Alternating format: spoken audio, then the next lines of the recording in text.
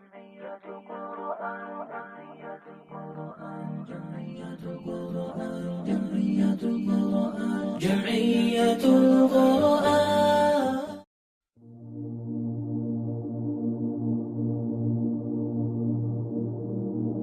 Assalamu alaikum guys. Dans de nombreux hadiths, tous authentiques bien évidemment, le prophète alayhi salatu wassalam mentionne un bassin, Al-Hawd, qui sera présent au jour du jugement dernier, sur la plaine du jour du jugement dernier. Sur la base de ces nombreux hadiths, Cheikh Al-Uthaymin rahmatullah alayhi décrit ce bassin de la manière suivante. Premièrement, il s'agit d'un bassin qui appartient au prophète Mohammed alayhi salatu wassalam. Deuxièmement, son étendue en largeur est équivalente à un mois de marche, et il en est de même pour son étendue en longueur. Troisièmement, ces carafes sont comme les étoiles dans le ciel en termes d'abondance et de beauté. Quatrièmement, son eau est plus blanche que le lait, plus douce que le miel et son odeur meilleure que l'odeur du musc. Cinquièmement, sa source coule de 2 gouttières provenant d'Al-Kawthar qui lui est un bassin du paradis. Et dernièrement, mais pas des moindres, et c'est très certainement l'information la plus importante, celui qui en boit une gorgée n'éprouvera plus jamais la soif.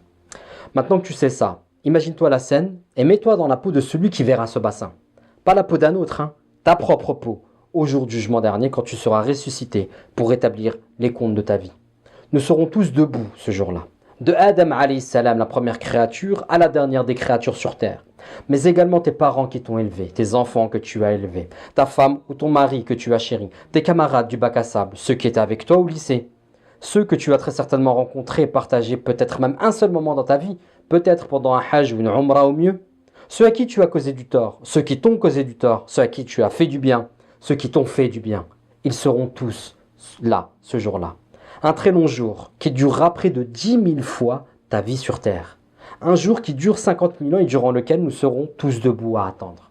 Et en plus d'être long, il s'agira d'un jour où la température n'aura jamais eu d'égal dû à la proximité du soleil. En d'autres termes, tu seras debout et il fera très chaud. Je ne sais pas si tu parviens en fait à imaginer, à visualiser et à vivre ça. Pendant le Hajj, on a seulement 2 morceaux de tissu pour nous couvrir. Rien pour nous couvrir le crâne. Et on se retrouve à marcher pendant quelques heures sous un soleil de plomb avec des ressentis à près de 60 degrés. Wallahi, je transpirais du crâne. Et j'avais l'impression d'être dans un sauna à ciel ouvert. Lorsque certains pèlerins nous donnaient des bouteilles d'eau, celles-ci ne duraient pas plus de 30 secondes tellement la soif était une lourde épreuve. Alors imagine-toi une température supérieure. Pendant une durée bien supérieure, une durée de 50 000 ans. Ya Allah, Ya Karim. Alors tu es debout durant ce jour sans pareil et soudainement tu vois un point d'eau. Que dis-je? Un bassin, une étendue d'eau. Un bassin digne d'un océan, d'une eau pure, belle, limpide et dégageant une odeur exquise que tu ne verras jamais car sa largeur est équivalente à un mois de marche et sa longueur est également équivalente à un mois de marche. Et là tu saisis qu'il s'agit de l'Hawd, du bassin du prophète Mohammed alayhi salatu wassalam. Au moment où tu as le plus soif, tu découvres ce bassin qui n'est réservé qu'à la communauté du prophète Mohammed alayhi salatu wassalam.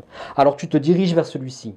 Mais ce qui est le plus fabuleux à ce moment-là, ce n'est pas la soif, ce n'est pas la possibilité de se désaltérer, ce n'est pas l'odeur ni la taille du bassin. Ce qui est fabuleux, c'est que tu trouveras à proximité celui que tu as aimé, celui que tu as chéri, celui dont tu t'es inspiré dans la vie, celui dont tu as tenté de recopier les pas, celui que tu as salué à Médine mais que tu n'as pas pu voir, celui que tu as aimé plus que tout au monde, celui que tu as aimé avant tes parents, avant ta femme, avant ton mari, avant ton épouse et avant toi-même, celui dont tu as lu les récits, celui dont tu as entendu les récits, celui en qui tu as cru alors que tu ne l'as jamais vu, celui pour qui peut-être même tu as pleuré en pensant à lui, celui peut-être pour qui tu as sacrifié une partie de ta vie, quand tu as refusé de couper ta barbe lorsqu'on t'a ordonné de le faire dans ton travail. Celui-ci est devant toi ce jour-là et ce sera la première fois de ton existence que tu vas le rencontrer.